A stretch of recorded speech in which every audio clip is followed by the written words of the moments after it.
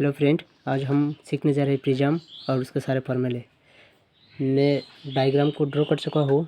अब इसके फार्मूले लिखेंगे और उसके बाद एक या दो क्वेश्चन करेंगे ताकि हमारा कंसेप्ट क्लियर हो जाए।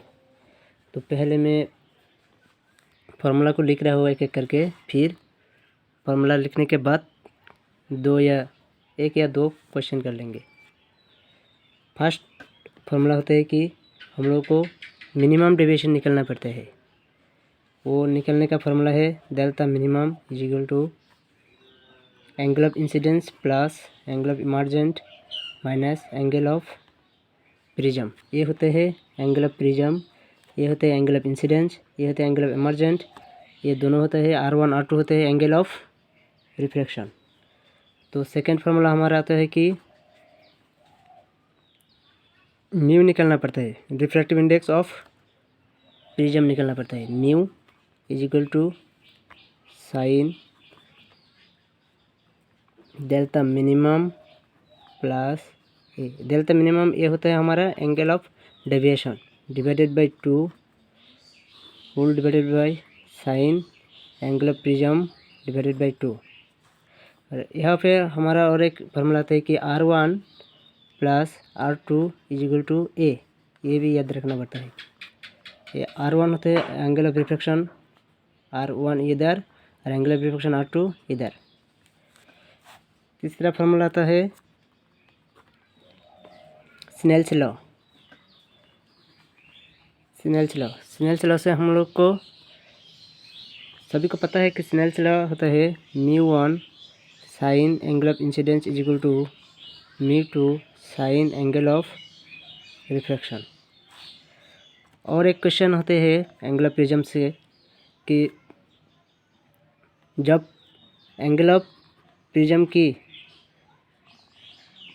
वैल्यू 10 डिग्री से कम होते हैं तो मिनिमम डेविएशन का फॉर्मूला होता है μ-1 इंटू एंगल ऑफ प्रिज्म। और इधर जब एंगल ऑफ प्रिज्म 10 डिग्री से कम होता है तो angle of refraction R1 is equal to R2 होता है ये angle of prism divided by 2। इधर लिख देते हैं कि I होता है एंगल ऑफ इंसिडेंस, ये होते हैं एंगल ऑफ इमर्जेंट और ये होते हैं एंगल ऑफ प्रिज्म। ये दो तरह के क्वेश्चन इधर से होते हैं। और तीसरा तरह के क्वेश्चन होते हैं कि एक साइड सिल्वर रखते थे, इधर एक साइड सिल्वर रख लेते हैं। तो उस टाइम हम लोग का ये ध्यान रखना है कि जब एक साइड सिल्वर रखते हैं तो angle of refraction angle of prism से इक्वल होते हैं। जैसे कि मैं लिख देता हूँ इधर, जब when one side is silvered and light retrace its path, then angle of refraction is equal to angle of prism होते हैं। ये ध्यान रखना है हम लोगों को। तो अब हम क्वेश्चन करेंगे। सो फ्रेंड्स, मैं ये वाला क्वेश्चन करने जा रहा हूँ। The refractive index of the material of a prism is √2 and the angle of prism is 30 degree. One of the two refractive surfaces of the prism is made a mirror inwards by silver coating. A beam of monochromatic light entering the prism from the other face will retrace its path after reflection from the silver surface। ये देखो यहाँ पे silver surface बोल रहा है। If is angle of incidence on the prism is, मतलब हम लोग का एंगल ऑफ प्रिज्म दिया है, रिफ्रैक्टिव इंडेक्स ऑफ प्रिज्म दिया है, लेकिन हम लोग को निकालना क्या है, angle of incidence of the prism. तो अब हम ये सॉल्व करने जा रहे हैं।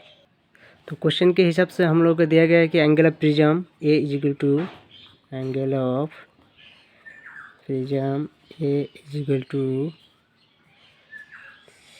60 डिग्री और सिल्वर सरफेस दिया है। तो मैंने अभी बताया कि when one side is silver and light retraces path, तो angle of refraction is equal to angle of prism के बराबर होते हैं। तो यहाँ इधर से हम लिख सकते हैं angle of refraction is equal to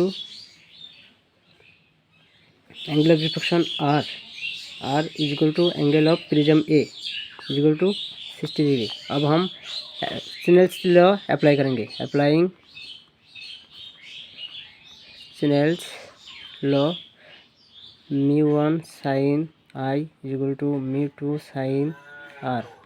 हम लोगों को μ1 हम सभी को पता है कि एयर का μ1 1 होते हैं और एंगल ऑफ इंसिडेंस I निकालने के लिए बोल रहा है। तो हम लोग यहाँ पे μ1 की जगह 1 रखेंगे।